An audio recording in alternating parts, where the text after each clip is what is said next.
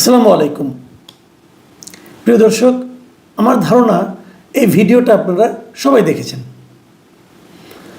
ঢাকা ট্রিবিউনের অনলাইনে এই ভিডিওটা আমিও পেয়েছি অন্যদের মতো, এবং ভিডিওটা দেখার পর থেকে সত্যি কথা বলতে কি আমি স্বাভাবিক হতে পারিনি। সেই ভিডিওটা হলো একটা ব্যাটারি চালিত অটো রিক্সা চালকের আর্তনাদ।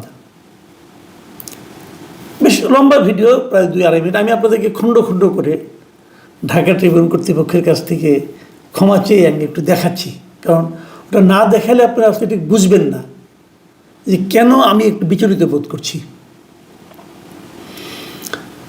আপনারা প্রথমে দেখুন যে ভিডিওটাতে দেখানো হচ্ছে যে যখন তার অটো রিক্সাটাকে ভাঙার জন্য নেওয়া হচ্ছে অথবা বিবেচনা করা হচ্ছে, তখন সেই রিক্সা চালকের কি আর্তনাদ।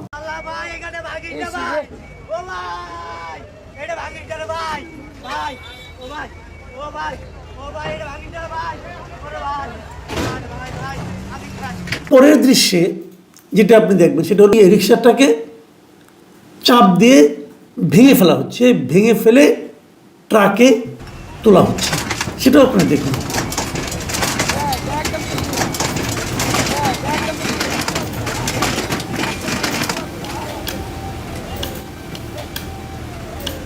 এরপরের দৃশ্যটা আপনি দেখুন, রিক্সাটা যখন তার চোখের সামনে, তার প্রিয় রিক্সাটা, তার এতদিনের সঞ্চিত অর্থের যে রিক্সাটা, সেই রিক্সাটাকে যখন নাকি ভেঙে ঘুরিয়ে ট্রাকে তুলে ফেলা হলো, হতবিহ্বল সেই রিক্সা চালকের প্রথম প্রশ্ন, ভাই এটা কী হলো?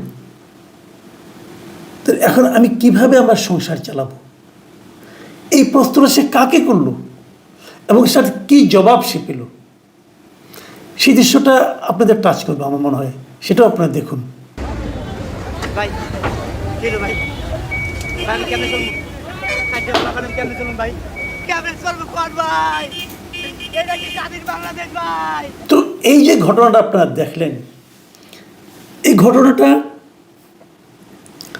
গত মঙ্গলবার দিন আসাদ গেট এলাকায় প্রধান সড়কে এই রিক্সাগুলি চলছিল। প্রধান সড়কে আসাদ গেটের সামনে যে রাস্তায় গেছে মিরপুর রোড, সেই রোডেতে এই ধরনের রিক্সা প্রায়ই চলে, আপনারা সবাই দেখেছেন। হঠাৎ করে ঢাকা উত্তর সিটি কর্পোরেশন এবং ডিএমপি তারা সিদ্ধান্ত, ডিএমপি মানে আপনার মেট্রোপলিটন ট্রাফিক যারা আছে, তারা সিদ্ধান্ত নিল যে প্রধান সড়কে কোনো রিক্সা তারা চলতে দেবে না।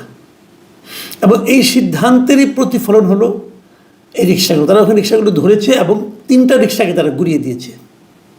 এবং ঘুরিয়ে দেওয়ার পর এদের কাছ থেকে এই যে আপনি ভিডিওটা দেখলেন, এই ভিডিওটা খুব সবাই মানে যারা দেখেছে, আমার ধারণা আপনাদেরও মন কেমন আর্দ্র হয়ে গেছে।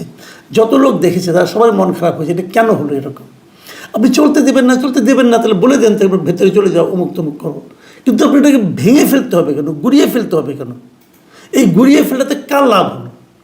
এই যে প্রশ্নগুলো, এই প্রশ্নগুলো সোশ্যাল মিডিয়ায় মানুষরা করেছে, এবং এটা করার ফলে সম্ভবত এটা দেখেই মোহাম্মদ এজাজ সাহেব, যিনি ঢাকা উত্তর সিটি কর্পোরেশনের মেয়র, তিনি সম্ভবত বুঝেছেন যে কাজটা ঠিক হয়নি, কাজটা বোধহয় নিষ্ঠুরতা হয়ে গেছে, হয়তো বুঝেছেন। বুঝে উনি আবার আজকে একটু ক্ষতিপূরণ দিয়েছেন। এটা অনেকটা ওই গরু মেরে জুতা দানের মতো আর কি। ক্ষতিপূরণটা কীভাবে, ওই 3 রিক্সা চালককে ডেকে নিয়ে আসছেন, তাদেরকে 50,000 টাকা করে সবার হাতে একটা করে চেক ধরিয়ে দিয়েছেন। 50,000 টাকা কেন তিনি ধরিয়ে দিলেন?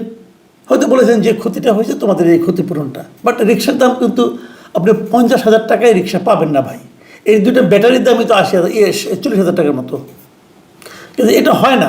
যাক, তবু একদমই না পাওয়ার চেয়ে কিছু তো পেয়েছেন ওনারা, এটুকু পেয়েছেন। এবং তারপরে আশ্বাসও দিয়েছেন যে ওনাদেরকে একটা চাকরির ব্যবস্থা উনি করবেন, এবং চাকরি দেওয়ার জন্য উনি ওনার অধস্তন একজনকে বলেও দিয়েছেন। এই হলো মূল ঘটনাটা। এই ক্ষতিপূরণের কাজটা উনি করেছেন বুধবার দিন বিকেলে। এখন এই বিষয়গুলো নিয়ে আমি টুকটাক কিছু কথা বলতে চাই আপনাদেরকে। প্রথমত কাজ হলো যে এই যে এভাবে রিক্সা আপনি ঘুরিয়ে দিলেন, এই রিক্সাটা আপনি ঘুরিয়ে দিলেন কোন এখতিয়ারে? সিটি কর্পোরেশনকে পারে সিটি কর্পোরেশন কি পারে? অবৈধ রিক্সাকে, অবৈধ যানকে চলতে দিতে নাও পারে। সেটাই হয়। তাহলে আমার প্রশ্ন, ঢাকা শহরে যে রিক্সাগুলি চলাচল করে, কি ব্যাটারি ছাড়া, এর মধ্যে বৈধ কোনটা কোনটা? আপনি আজকে দেখেন, আজকে আপনি একটু খেয়াল করে দেখেন তো, আপনার চোখে এমন একটা রিক্সা পাবেন যে রিক্সাটাকে ঢাকা সিটি কর্পোরেশনের রেজিস্ট্রেশন আছে? মোহাম্মদ এজাজ সাহেবকে আমি প্রশ্ন করতে চাই, আপনি কি ভাই বলতে পারবেন ঢাকা উত্তর সিটি কর্পোরেশনে কতগুলি রিক্সা চলাচল করে? আপনার কাছে কোনো তালিকা আছে? আপনি বলতে পারবেন ভাই? পারবেন না। আপনি আজকে তো দায়িত্ব নিয়েছেন কম হয়নি, কীভাবে দায়িত্ব নিয়েছেন, কার সুপারিশে, কেমনে করে, কোন যোগ্যতা নিয়েছেন, এগুলি নিয়ে অনেক আলোচনা হয়ে গেছে, এগুলি নিয়ে আর কথা বাড়াতে চাই না। কিন্তু প্রশ্নটা হলো, আপনি দায়িত্ব নেওয়ার পর এখন পর্যন্ত রিক্সা একটা তালিকা করতে পেরেছেন? রিক্সাগুলি যদি আপনি রেজিস্ট্রেশন থাকতো, এখান থেকে তো সরকারের একটা রাজস্ব আয় হতো, সে আয়টার ব্যবস্থা করতে পেরেছেন? আপনি যদি ব্যাটারি চালিত রিক্সাগুলিকে অবৈধ বলেন, তাহলে অন্য রিক্সাগুলিকে আপনি বৈধ বলবেন কেমন করে? আমার বিবেচনায় যে রিক্সাটা রেজিস্ট্রেশন নাই সেটাই অবৈধ। তাহলে তো ঢাকা শহরে চলাচলকারী সব রিক্সাই অবৈধ। কোনো রিক্সা আমি দেখি না অন্ততপক্ষে সিটি কর্পোরেশনের নিয়ন্ত্রণ আছে। তাহলে সবগুলো আপনি তাহলে বুলডোজারতে ভেঙে দেন, পারছেন ভাঙতে? হঠাৎ করে আচমকা আপনি দেখাতে গেছেন ক্ষমতা, যে আপনি একটা দায়িত্ব পেয়েছেন, বিরাট একটা দায়িত্ব। 3 রিক্সাওয়ালা রিক্সাকে আপনি বুলডোজার দিয়ে ভেঙে দিলেন, একটা বিশাল অর্জন আপনার। মানে এর চেয়ে মানে এজাজ সাহেবের মেজাজ আসলে বোঝা যায়, মানে তুগলুকি মেজাজ ওনার। কখন কি করতেছেন না করতেছেন এগুলি হয় কেন জানেন? এগুলো যদি জবাবদিহিতা না থাকে তখন এগুলি হয়। ওনার তো কোনো জবাবদিহিতা নাই। একজন লোক যদি ইলেকটেড মেয়র হতো, সে কিন্তু জনগণের কাছে একজন জবাবদিহি করতো। উনি কার কাছে জবাবদিহি করেন? কার কাছে? ওনার কোনো জবাবদিহিতা নাই। উনি কী যোগ্যতা? এখানে যদি একজন সরকারি কর্মকর্তাকেও প্রশাসক বানানো হতো, যেমনটা নাকি ঢাকার দক্ষিণে হয়েছে, তারও কিন্তু একটা জবাবদিহিতার জায়গা আছে। এজাজ সাহেবের কোনো জবাবদিহিতা, উনি স্বাধীন। উনি একমাত্র জবাবদিহিতা, ওনার একমাত্র জবাবদিহি করেন উনি ওনার মন্ত্রী যে আসিফ আহমদ সজীব ভুইয়ার কাছে, যে নাকি চিঠি লিখে বলেছেন এজাজ সাহেব নাকি খুব যোগ্য লোক, তাকে মেয়র বানানো হোক। যিনি চিঠি লিখেছেন ওনার কি যোগ্যতা আছে এটা বলার জন্য? এটা আমি বুঝি না। একটা তুগলকি কাণ্ড। আমার ইচ্ছা হলো উনি ভালো লোক, ওনাকে আমি মেয়রের মতো, একটা প্রশাসকের মতো, একটা সিটি কর্পোরেশনের প্রশাসক বানাই দিলাম, হয়ে গেল। আর প্রশাসক হওয়ার পরে উনি এটা ভাঙেন, এটা করেন, সেটা করেন, মানে একটা তুগলকি কাণ্ড। আমি এজাজ সাহেবকে বলবো, ভাই কাজ করতে চান করেন, রিক্সাগুলিকে তালিকা করেন না, দেখি কেমন পারেন।